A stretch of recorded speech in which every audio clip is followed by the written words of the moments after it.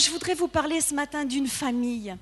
Et cette famille-là, si vous saviez comme j'en suis fière, parce que c'est la mienne, et j'aimerais vous la présenter. Alors, pour vous la présenter, je vais vous lire un texte. Vous allez le lire avec moi et vous allez dire, mais oulala, où est-ce qu'elle nous amène Isabelle ce matin? Il est un petit peu difficile, mais je vais vous l'expliquer. Vous avez l'habitude que je vous explique tout ça. Alors, est-ce qu'on peut avoir le texte? Oulala, c'est dans Néhémie.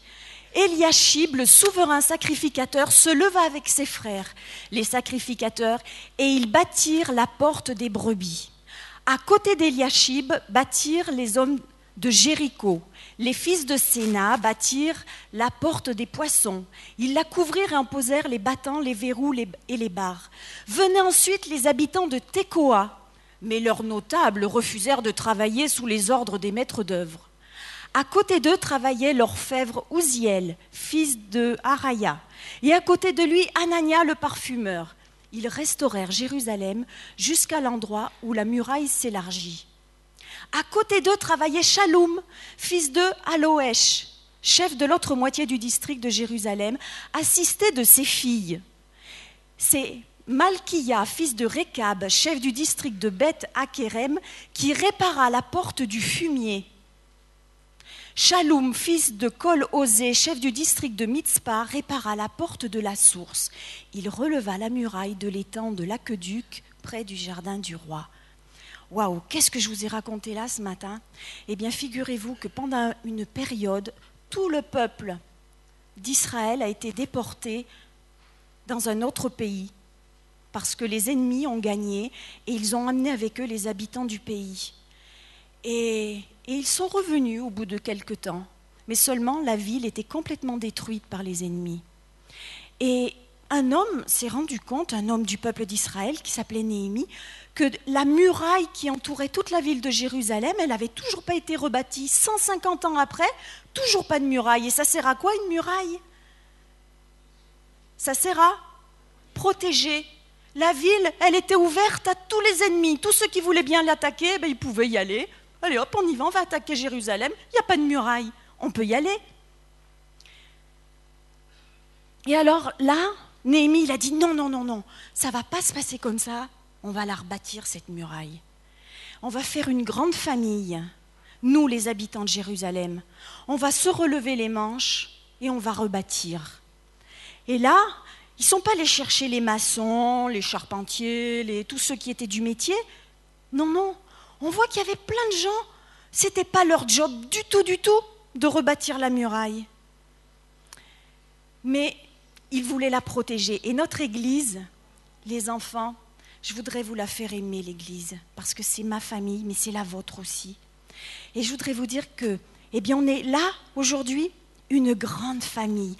Et comme au temps de Néhémie, on se relève les manches, et on va la rebâtir, nous aussi, la muraille. Et on la rebâtit. Parce que, pourquoi faire?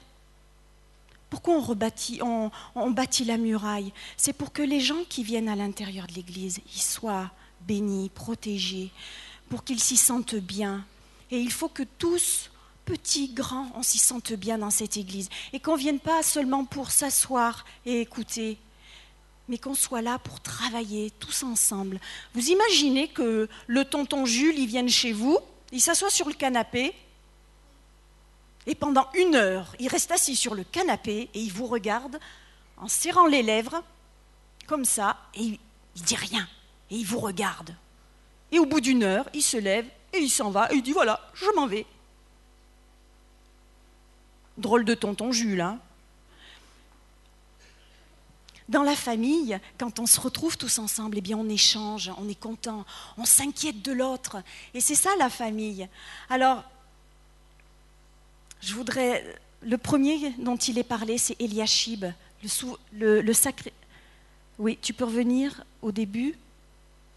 Eliashib, c'était le grand prêtre. Je voudrais vous dire, les enfants, qu'il y a un responsable dans notre Église. On est sages, les filles. Il y a un responsable, il y a des responsables dans notre Église.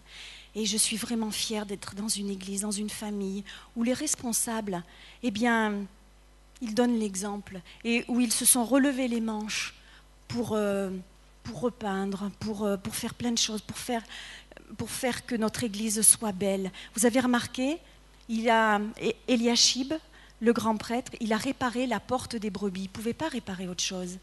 Parce que les responsables de l'Église, ils ont une inquiétude permanente. Ce sont les brebis. Il aime les brebis. Les responsables vous aiment. Et moi, je suis fière de mes responsables, d'être dans une église où je sais que mes responsables aiment les brebis. Et puis, je ne veux pas être longue ce matin. C'est très très simple ce que je vais vous dire. Il y avait les habitants de Jéricho. On a lu, mais qu'est-ce qu'ils faisaient là, les habitants de Jéricho? Ce n'étaient pas les habitants de Jérusalem. Eh bien, les habitants de Jéricho, ils se sont dit, on va aller aider les copains de la ville d'à côté. Et il y avait aussi les habitants de Tekoa qui sont venus. Et ils sont venus d'autres villes comme ça. En fait, c'était des étrangers qui venaient aider à bâtir la muraille. Et je voudrais vous dire là aussi, je suis drôlement fière d'être dans une famille, dans une église où il y a plein d'étrangers. Il y a des gens qui viennent d'Afrique, il y a des gens qui viennent de Biélorussie, il y a des gens qui viennent du Pérou, j'en oublie, Mongolie, Nouvelle-Calédonie, la Chine, ouais, waouh, le Cameroun, ouais, c'est le plus beau pays du monde, le Cameroun, le Brésil, c'est merveilleux. Et là, je me dis, mais quelle richesse notre Église est là, tous ces étrangers qui sont là. Dans le cœur de Dieu, il y a une grande place pour les étrangers. Et on se doit d'accueillir les étrangers. Et moi, les enfants, ce que je veux, c'est que quand vous allez, au fur et à mesure que vous allez grandir, vous sachiez accueillir les étrangers. Parce qu'un jour, peut-être vous serez étranger dans un autre pays. Et vous serez tellement heureux d'être accueillis ailleurs. Alors, ayez un cœur pour les étrangers. Et je vais dire quelque chose encore, peut-être qui va peut-être vous choquer, mais pas ici, mais peut-être ailleurs. Des fois, il y a des paroles qui blessent par rapport aux étrangers. On dit que ces gens-là sont racistes. Mais ce mot-là, il n'existe pas dans l'Église. Il ne doit pas exister. Parce que dans le cœur de Dieu, est-ce qu'on peut voir le cœur de Dieu? On va l'imager, le cœur de Dieu. Vous regardez par là, les enfants?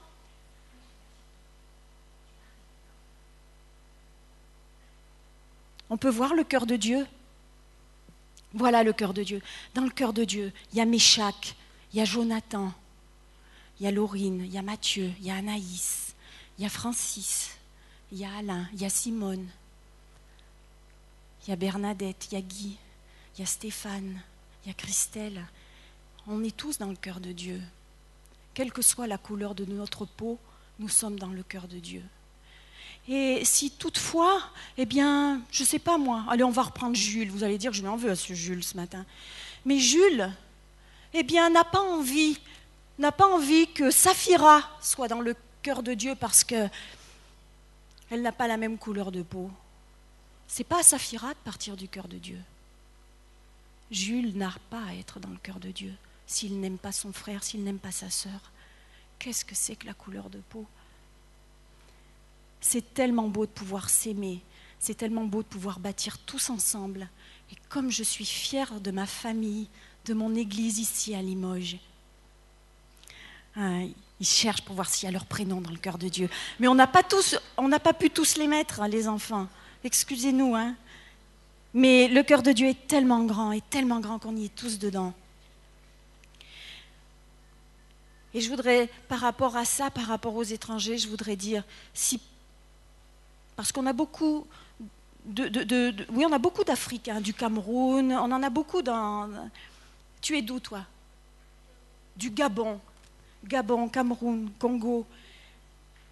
Eh bien, au nom de toute l'Église, les enfants, si vous avez eu une parole qui vous a blessé à cause de la couleur de votre peau, eh bien, je voudrais vous demander pardon au nom de toute l'Église, parce que ces paroles-là, elles n'ont pas existé dans l'Église.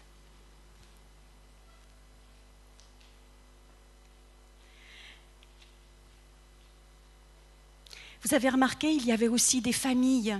Il y en a, j'ai insisté à un moment donné, je ne sais plus son nom, il y en a un qui est parti travailler avec ses 4 filles.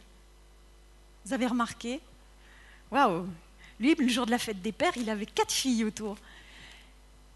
Et quand le matin il se levait, il disait « Allez les filles, vous faites les couettes, dépêchez-vous, et puis vous enfilez le bleu de travail, hein, parce qu'on va travailler tous ensemble. » Ouais, là, pardon.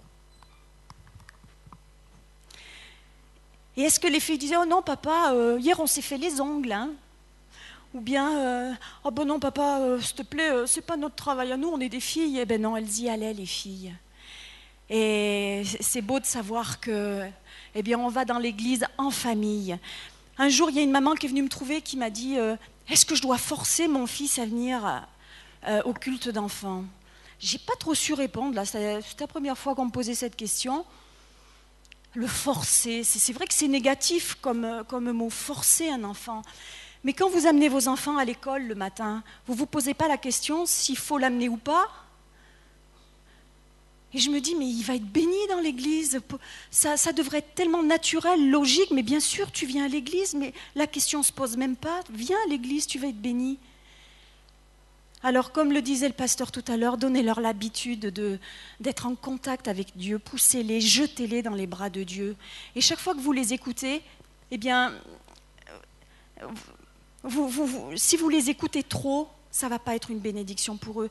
Quelqu'un me disait dernièrement, un professionnel me disait, il y a un problème à l'heure actuelle, c'est que les parents, à l'heure actuelle, et je parle de toutes les catégories professionnelles, de toutes les catégories sociales, tous les parents à l'heure actuelle ont peur de dire non à leurs enfants. Il y a une crainte. Oh, il ne va plus m'aimer si je lui dis non, si je mets des règles, Ben non, au contraire, votre enfant en a besoin. Non, mon chéri, tu viens ce matin. Mais non, c'est l'école, tu vas à l'école ce matin, c'est comme ça. Et ce n'est pas l'enfant qui dit je veux, je fais, c'est comme ça. Un enfant a besoin que vous disiez non, tu fais comme maman, comme papa a dit, d'accord ? Et il vous en aimera que davantage.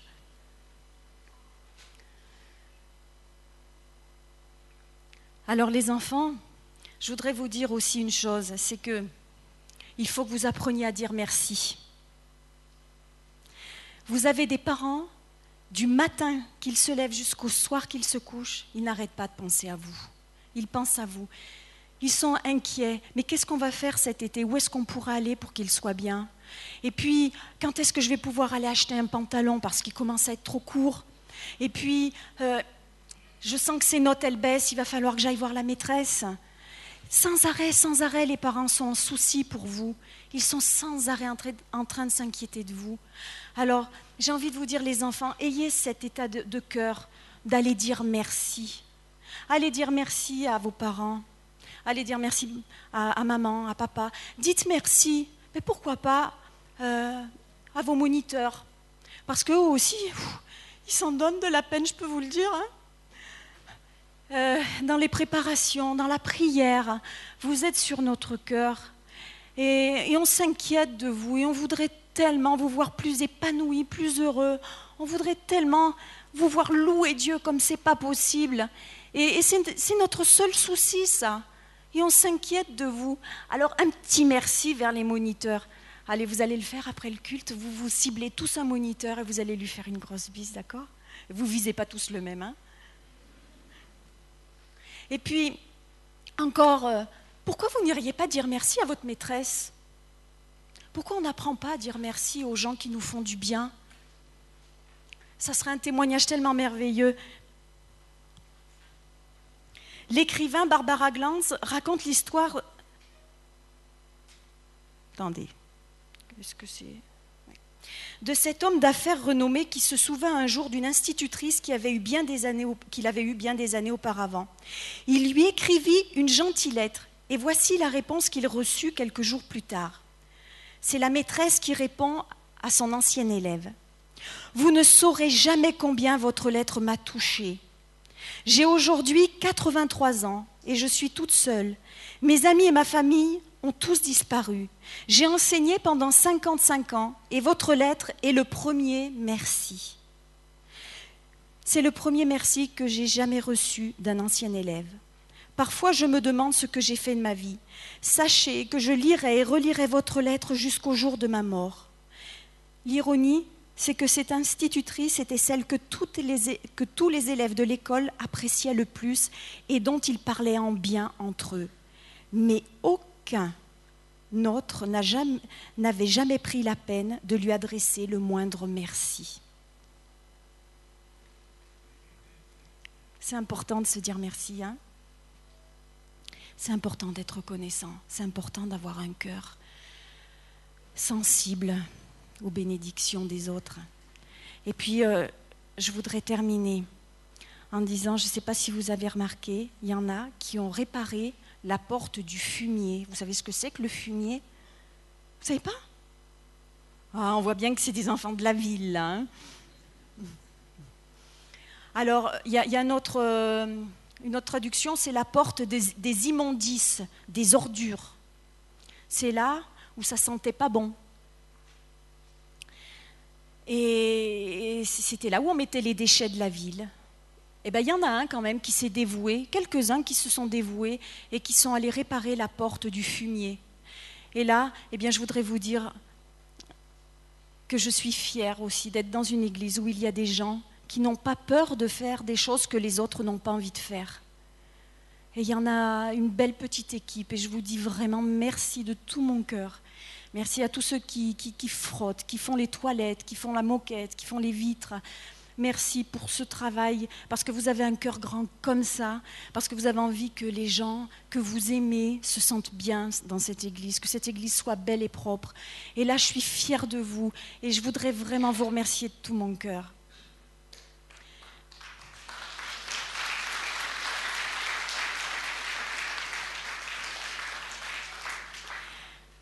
Et ensuite, pour terminer, certains ont réparé la porte de la source.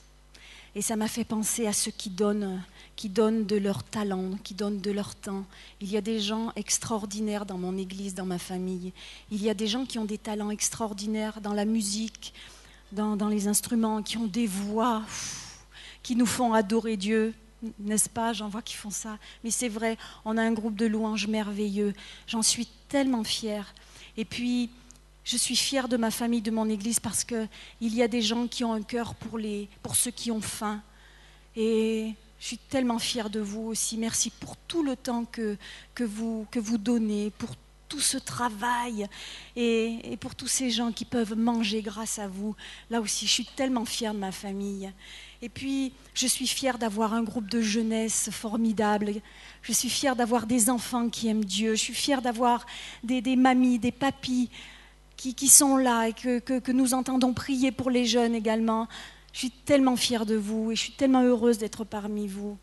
Et je suis tellement fière aussi d'avoir, comme je le disais tout à l'heure, des responsables, des pasteurs qui nous aiment, d'avoir un conseil d'administration qui est formidable et qui a envie de s'occuper des affaires du Seigneur. Voilà, je voudrais oublier personne, mais juste pour vous dire que je suis vraiment fière d'être dans cette famille-là. Et ma famille, c'est la vôtre aussi. Et je voudrais que vous en profitiez de cette famille. Et je voudrais que les enfants grandissent dans ce climat de famille et qu'ils apprennent à découvrir que leur famille est vraiment merveilleuse. Que le Seigneur vous bénisse.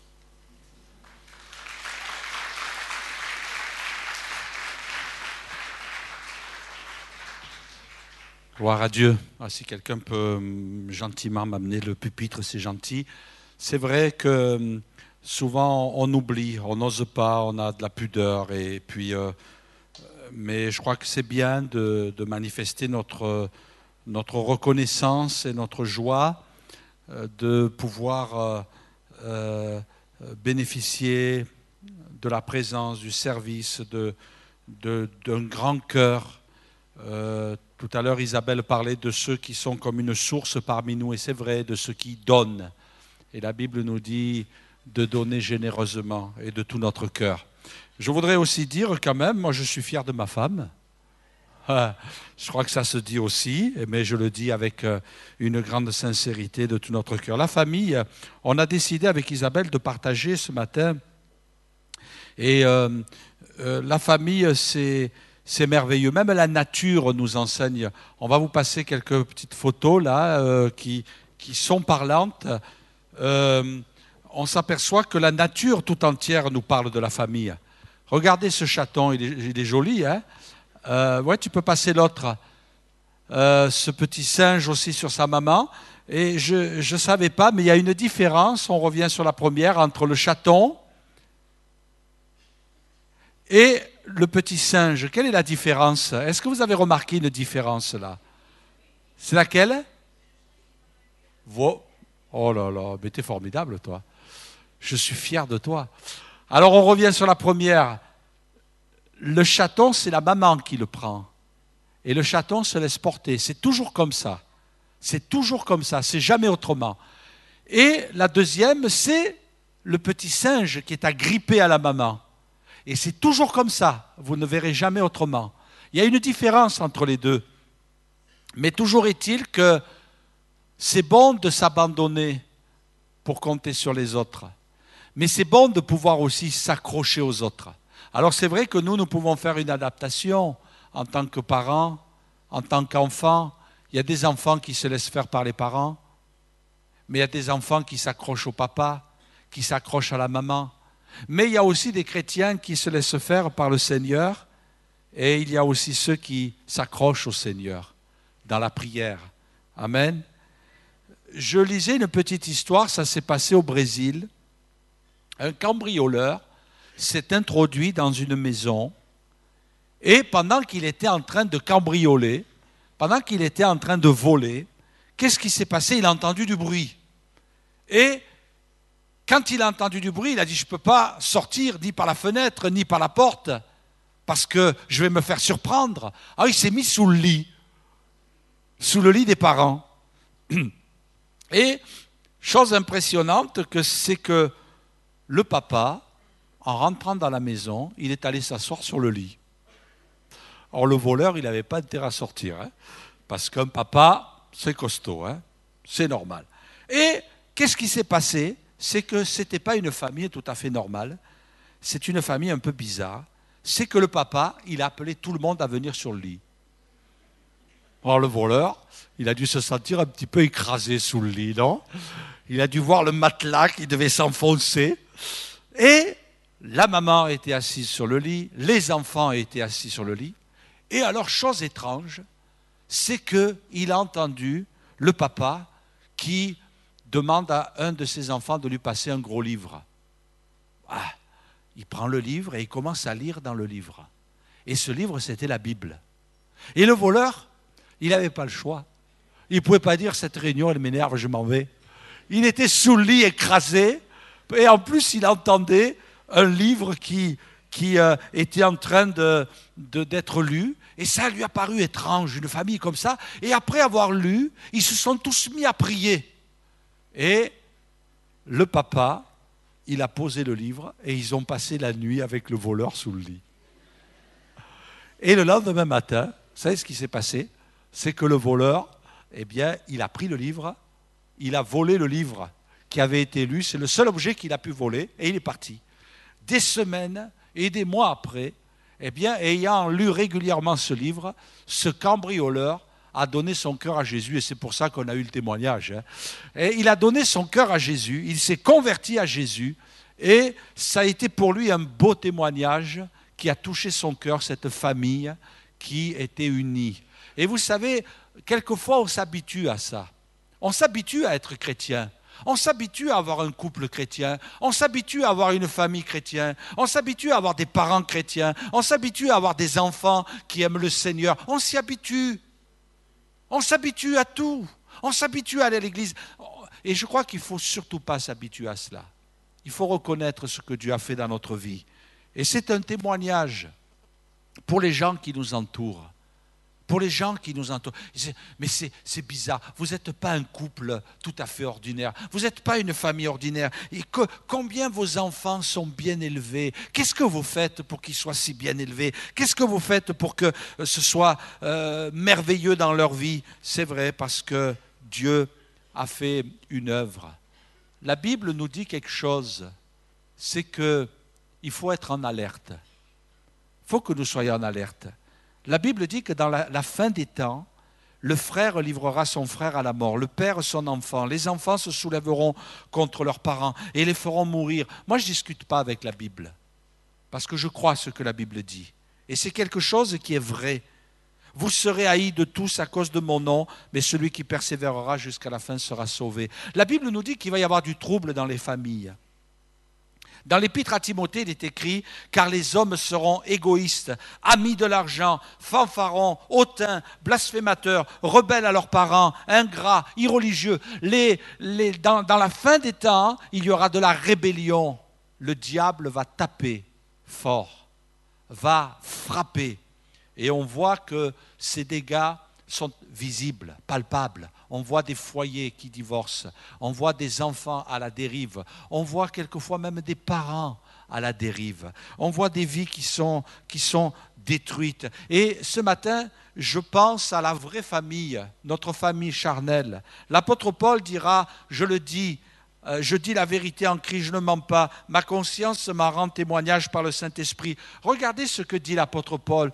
J'éprouve une grande tristesse et j'ai dans le cœur un chagrin continuel. Il n'était pas toujours souriant, l'apôtre Paul. Oh, il le dit, réjouissez-vous toujours dans le Seigneur. Mais là, il nous dévoile un aspect de son cœur. Et il dit, j'ai une grande tristesse dans le cœur. J'ai un chagrin continuel, car je voudrais moi-même être anathème, c'est-à-dire rejeté, jeté en enfer et séparé de Christ pour mes frères et mes parents selon la chair, qui sont israélites et à qui appartiennent l'adoption et la gloire et l'alliance, la loi et le culte, les promesses et les patriarches, de qui est issu selon la chair le Christ qui est au-dessus de toutes choses, Dieu béni éternellement, amen. On s'aperçoit que Paul dira, j'ai un chagrin pour ma famille, pour mes compatriotes, j'ai un chagrin continuel. Et ce matin, ma pensée, après qu'Isabelle vous ait parlé de la famille chrétienne, et c'est vrai que c'est une grande richesse, j'aimerais vous parler quelques instants de notre famille charnelle. Combien de gens, mes frères et sœurs, viennent me voir et me disent, pasteur, j'ai un fardeau. Et ils me disent, j'ai un fardeau pour mes enfants, j'ai un fardeau pour mon conjoint, j'ai un fardeau pour mes parents. Et combien il y a de la tristesse quelquefois dans les cœurs. Et je crois que Dieu ne nous oublie pas. Et Dieu veut prendre soin de nous. Je voudrais avoir une pensée ce matin pour les grands-parents et comme je le disais tout à l'heure, pour les arrière-grands-parents. Amen? Non? Dieu veut prendre soin des grands-parents et des arrière-grands-parents. Et la Bible nous montre que ce n'est pas parce qu'on est grands-parents, et même que l'on est arrière-grands-parents, Monsieur Lajoie et tous ceux qui ont levé leurs mains, hein, ce n'est pas parce qu'on est arrière-grands-parents qu'on ne sert à plus rien. Ce matin, j'aimerais vous dire, et Isabelle l'a signalé tout à l'heure, nous sommes contents de vous avoir. Peut-être que vous dites, nous pourrions être arrière-grands-parents, mais on n'a pas eu le privilège d'avoir des enfants et des petits-enfants. Mais ce n'est pas parce que vous n'avez pas eu d'enfants et de petits-enfants que vous n'êtes pas des arrière ou des arrière-grands-parents ou des grands-parents. L'Église, c'est une famille. Amen. L'apôtre Pierre, un jour, a dit, Seigneur, on a tout quitté pour toi. Ben, le Seigneur a dit, vous allez tout retrouver. Vous allez trouver des parents, vous allez trouver des grands-parents. Moi, je n'ai jamais eu de grands-parents. Quand je suis né, je suis le dernier d'une grande famille. Quand je suis né, tous mes grands-parents étaient décédés, du côté de mon père, du côté de ma mère. Et j'ai toujours regretté. Vous savez pourquoi? Parce que je voyais tous les autres qui avaient des grands-parents, ils avaient beaucoup de cadeaux, ils avaient beaucoup d'argent, et moi, j'avais rien. C'est pour ça que je les ai regrettés. Oh, mais quand j'étais petit, maintenant, j'ai d'autres valeurs. Vous avez bien compris.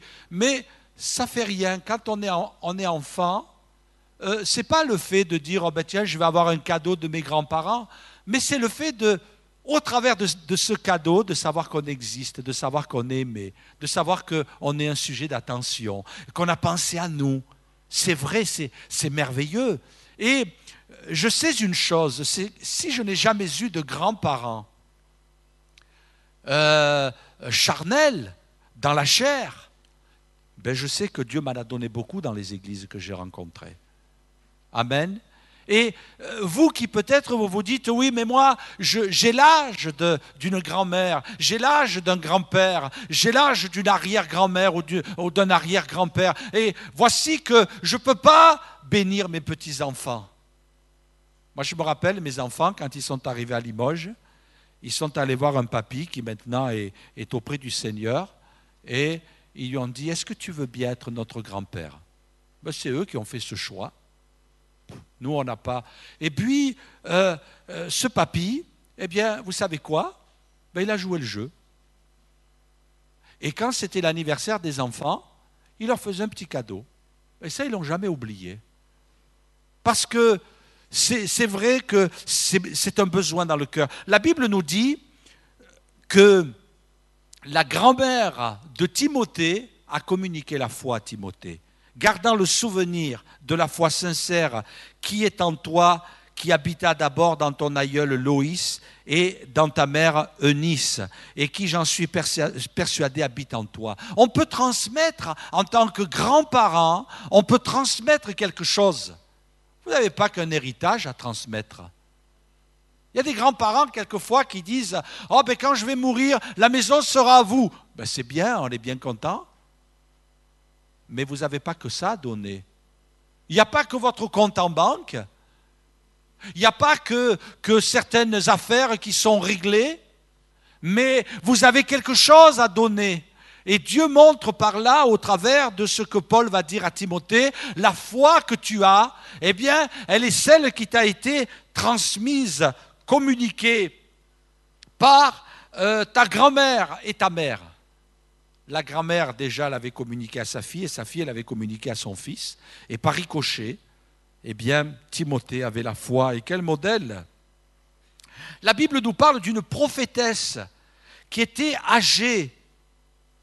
Elle était fort avancée en âge. Je ne sais pas ce que ça veut dire pour vous, mais j'imagine qu'elle était vieille, Anne. Et il nous est dit, restez veuve et âgée de 80 ans. Elle ne quittait pas le temple et servait Dieu nuit et jour dans le jeûne et la prière.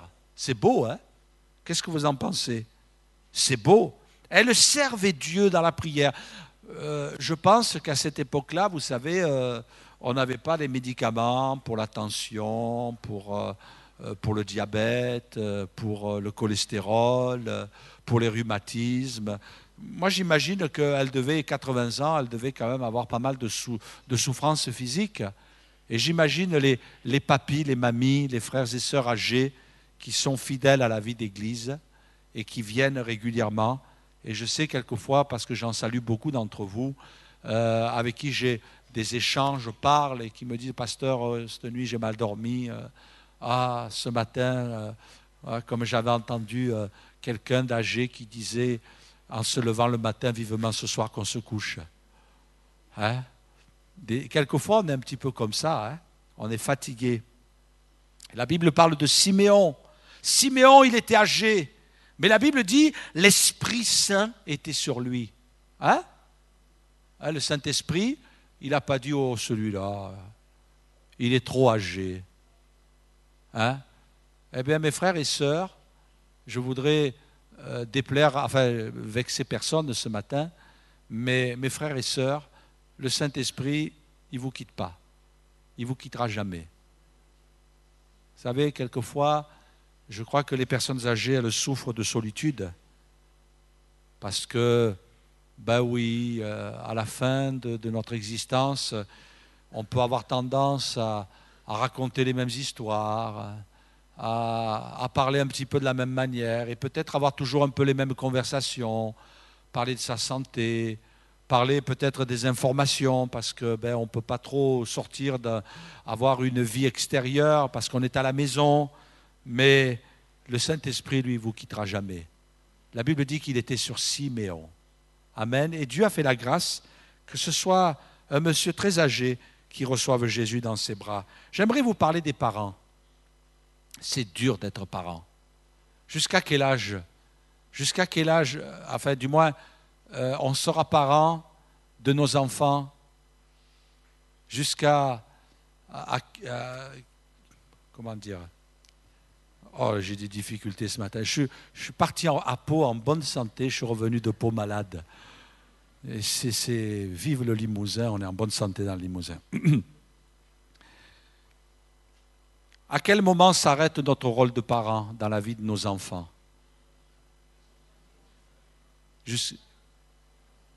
Moi, je pensais qu'il y a un moment donné où ça s'arrêtait. Mais bon, en tant que pasteur, on côtoie beaucoup de gens. Vous savez, un jour, je raconte une histoire qui nous est arrivée. Il y a un pasteur qui nous prête sa maison pendant les vacances, dans le sud de la France, au bord de la mer. Et on occupe les lieux. Et comme j'étais chez le pasteur, le téléphone a sonné. Il m'a dit, écoute, s'il y a des urgences, écoute, je compte sur toi. En contrepartie, je faisais les réunions. Et il m'a dit, et le premier soir qu'on est arrivé, on reçoit un coup de fil. Et il y a une maman qui me téléphone et qui me dit, je suis inquiète pour mon fils, ça fait 2 heures qu'il est parti, je suis inquiète, il n'est toujours pas rentré, c'était le soir. Alors j'essaie de la rassurer, j'essaie de dire, écoutez, vous inquiétez pas, il va rentrer, il va venir. Et puis elle raccroche, je dis, tenez-moi au courant si vous êtes inquiète. Elle me rappelle au bout d'un moment, elle me dit, écoutez, ça fait 2h30 qu'il est sorti et il n'est toujours pas rentré, je suis vraiment inquiète. Et là, je pense que le Seigneur m'est venu en aide. Je lui dis, mais quel âge il a votre fils? Elle me dit, il a 60 ans. Alors, c'est vrai que j'étais au téléphone et je ne voyais pas la personne, j'entendais une voix qui paraissait douce. Moi, j'imaginais que l'enfant, il avait 15 ans, qu'elle était inquiète. 60 ans. Alors là, je me suis vraiment rassuré. Je dis, écoutez, vous inquiétez pas, je vous rappelle dans un petit moment, on va attendre encore un petit peu, 2h30, c'est un peu tôt. Et je rappelle un peu plus tard, et j'ai le fils. Alors j'ai dit, écoutez, excusez-moi, je suis le pasteur qui ai pris la maison de votre pasteur et votre maman a téléphoné, elle était inquiète parce que vous ne rentrez pas. Oh là là, il me disait, ma mère, c'est pas possible. J'étais allé acheter un bidon d'huile pour ma voiture. C'est vrai que dans le magasin, je suis resté un petit peu plus, mais vous inquiétez pas. Finalement, la maman, elle devait peut-être avoir 80, 85 ans, 90 ans, elle était inquiète pour son fils. Finalement, on s'aperçoit que les mamans sont inquiètes longtemps, les papas aussi. Hein? Ma mère, quand elle me téléphonait, elle me disait, comment tu vas? Elle me dit, j'ai rêvé de toi. Ah. Elle me dit, je t'ai trouvé dans le rêve, j'ai trouvé que tu n'étais pas bien, que tu étais fatigué, alors j'étais inquiète, je t'ai téléphoné, comment tu vas? Et elle me disait, est-ce que tu manges de la viande au moins? Une maman, c'est précieux une maman. Mais là, c'est des détails et c'est des banalités. Mais quelquefois, quel fardeau dans les cœurs. Quel fardeau. On est inquiet. Est-ce que dans son couple, ça va? Est-ce que son travail, ça va? Est-ce que sa santé, ça va? Est-ce que dans le voisinage, ça va? Est-ce que sur la route, ça va? Est-ce qu'il n'y a pas eu de problème? Nous, on sait que quand nos enfants font un long trajet, on leur a dit, écoute, envoie-nous un petit SMS pour dire on est bien arrivé. Ben oui, parce qu'on est parents. Le cœur des parents, tout à l'heure, on a parlé du cœur de Dieu, mais le cœur des parents, il est grand. Il est grand. Et il n'y a pas de parents parfaits. Est-ce qu'il y a des parents ici qui sont un petit peu comme moi, comme nous? Est-ce qu'il y a des parents quelquefois qui ont un petit sentiment de culpabilité dans leur cœur en disant « Ah, je ne suis pas un parent parfait, j'ai des difficultés. » Ah, je crois qu'il y en a beaucoup, hein. Vous n'osez pas lever la main là. Ah, il y en a quelques-uns, ils commencent là. Vous êtes vraiment courageux, hein? Et les autres, vous êtes vraiment hypocrites. Non. Allez, soyons gentils, parce qu'après, le pasteur, il nous a insultés. Hein? La Bible me montre que les parents ne sont pas parfaits. Joseph et Marie, vous savez ce qui leur est arrivé? Quand Jésus avait 12 ans, combien ont 12 ans parmi nous? Non, toi, tu n'as pas 12 ans, tu as les cheveux blancs. Allez, levez la main ceux qui ont 12 ans, levez la main. Ah, il y en a au fond. Eh bien, vous savez ce qui s'est passé? Vous n'aimeriez pas avoir des parents comme ça. Les parents de Jésus sont allés à Jérusalem pour la fête. Et quand ils sont revenus, ils se sont rendus compte, j'imagine un jour après, nous dit la Bible, que Jésus n'était pas là. Une journée, vous imaginez, sans s'occuper de leur fils de 12 ans. Une journée. Vous ne tenez pas une minute. C'est pas vrai? Hein? Vous ne tenez pas une minute. Qu'est-ce qu'il fait? Il est où? Hein? C'est pas vrai? Moi, ce que j'ai remarqué, c'est que les mamans, elles ont des yeux partout. Elles sont capables de faire la cuisine. Dieu leur a donné des facultés. Et c'est vrai, hein? Dieu leur a donné des facultés. Elles sont capables de faire la cuisine, de penser au compte en banque, de tenir le bébé d'une jambe. Et avec l'autre, on dirait qu'elles ont des yeux partout, des bras partout. Elles sont capables de tout surveiller. C'est merveilleux, les mamans. Les papas aussi. Ils sont merveilleux, les papas. C'est la fête des pères aujourd'hui. Hein? Mais ils se sont aperçus que pendant une journée, il n'était pas là. Quand ils se sont renseignés, ils ont dit, mais il est où Jésus? On croyait qu'il était avec le tonton Jules. On croyait qu'il était avec la tata Ursule. Mais ils sont allés voir la tata, ils sont allés voir Jules, et ils ont vu que finalement, il n'était pas avec eux. Oh là là, mais il est où Jésus? Ah ben on ne l'a pas vu. Comment vous ne l'avez pas vu? Ben, depuis quand vous ne l'avez pas? Ben, la dernière fois qu'on l'a vu, il était à Jérusalem. Oh là là, une journée de marche. Ah, vous savez quoi? Ils sont retournés aller le chercher 2 jours. 12 ans, 2 jours, tout seul. Et ils l'ont cherché pendant 3 jours. Ce qui fait au total, et ceux qui ont 12 ans, vous avez compté? 5 jours.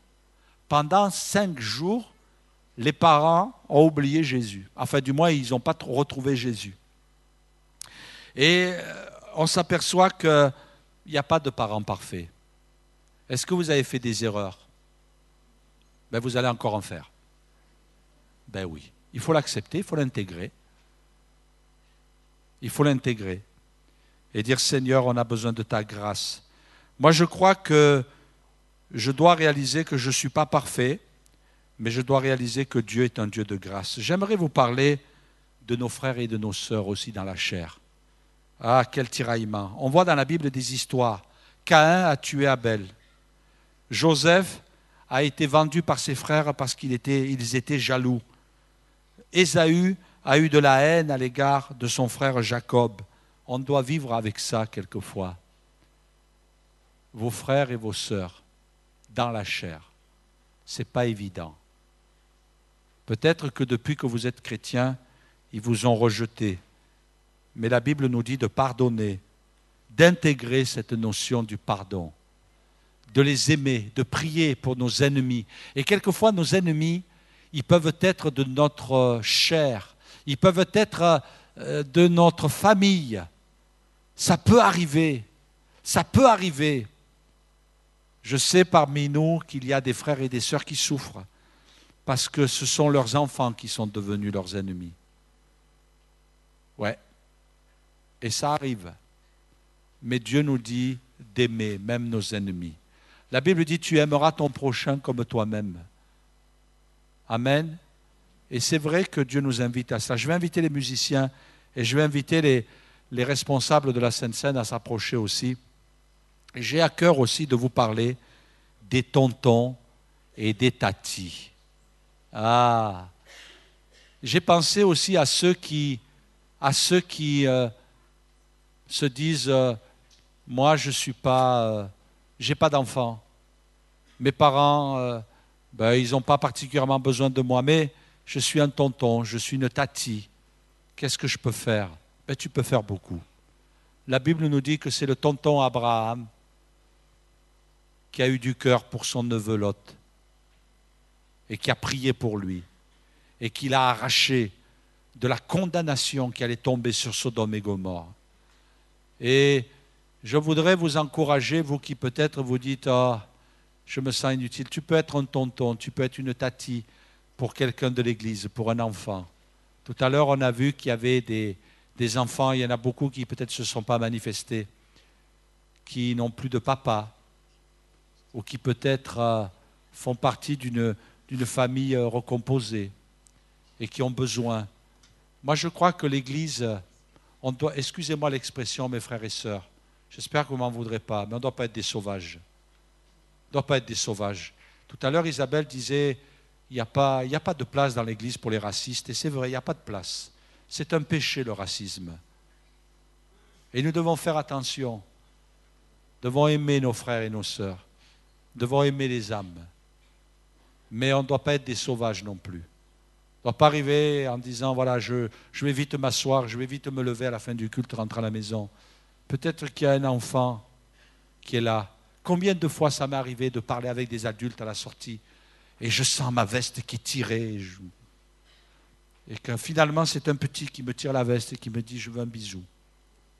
Et je lui fais un bisou. Et il m'en refait un, quelquefois il est bien mouillé.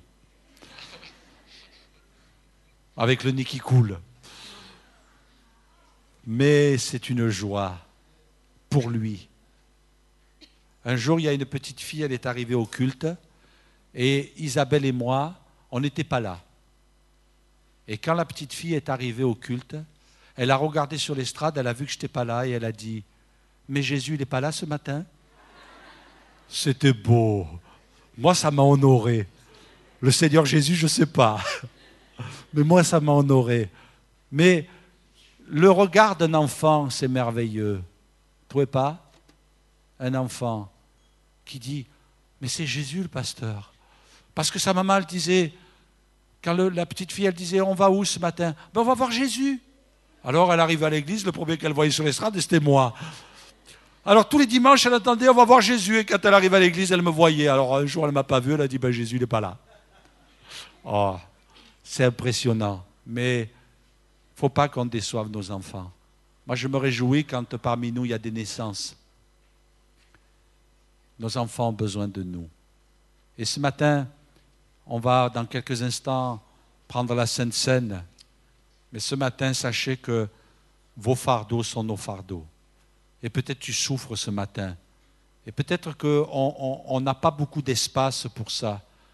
Priez pour tes petits-enfants. Peut-être tu es inquiet pour tes enfants. Peut-être tu es inquiet pour tes parents. Peut-être tu as un fardeau, une peine dans le cœur. Parce que tu es en conflit avec un frère, une sœur. Peut-être tu penses à un membre de ta famille. Tu as un fardeau, tu es comme Paul, tu as un chagrin continuel. Mais ce matin, sache une chose, c'est que ton chagrin, eh bien, on va l'apporter au trône de la grâce. On va venir devant le Seigneur et on va s'approcher de lui.